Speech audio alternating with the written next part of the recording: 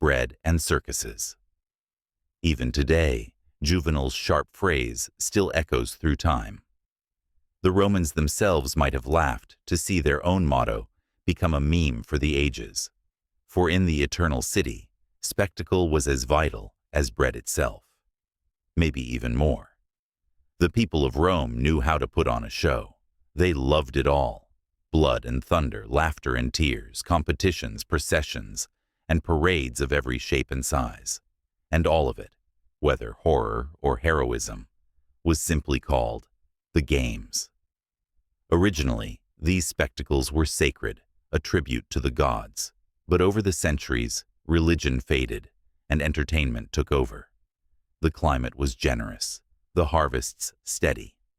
Gold and silver from conquered lands poured into the coffers of emperors and senators alike.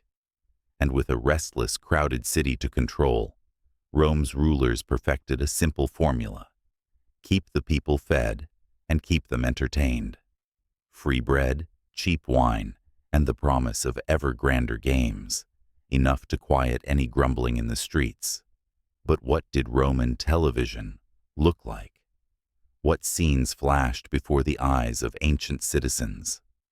Let's start with the action blockbusters, gladiatorial games, ludi gladiatori. The roots of gladiatorial combat stretched back to the Etruscans, Rome's mysterious ancestors. What began as a grim funeral ritual, men fighting to the death above a fresh grave, evolved into something far bigger, bloodier, and more spectacular. By the time of the Caesars, the arena was a stage for every kind of violence imaginable. Prisoners and slaves fought for survival. Free men became professionals, carving out fame with the sword. Even nobles and emperors sometimes took the field, chasing a thrill or public favor. Sometimes, even women fought. It was a world where myth and history blurred.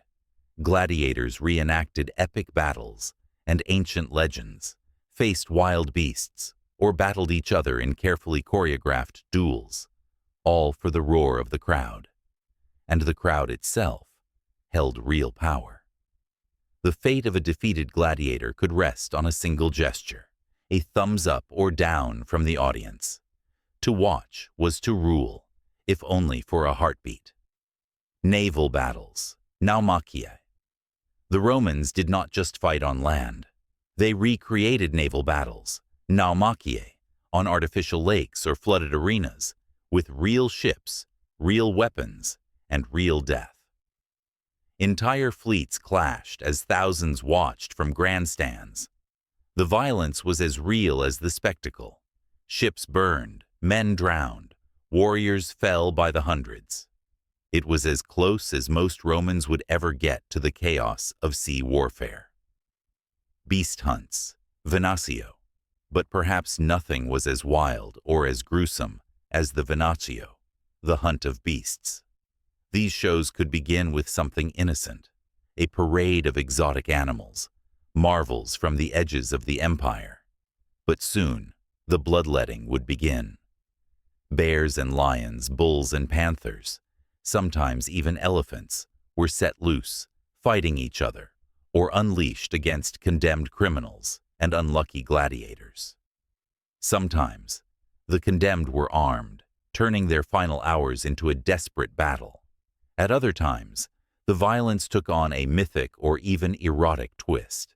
Scenes from ancient legends, where mortals and gods, or animals, mixed in stories both beautiful and disturbing, all played out for the crowd. It was shocking, thrilling, and deeply Roman. And in the shade of the Colosseum's towering walls, no one could look away. Beyond the blood. Yet not every spectacle in Rome was so savage or frenzied. There were chariot races and theatrical plays, comic farces and grand triumphal marches. But that's a story for another day.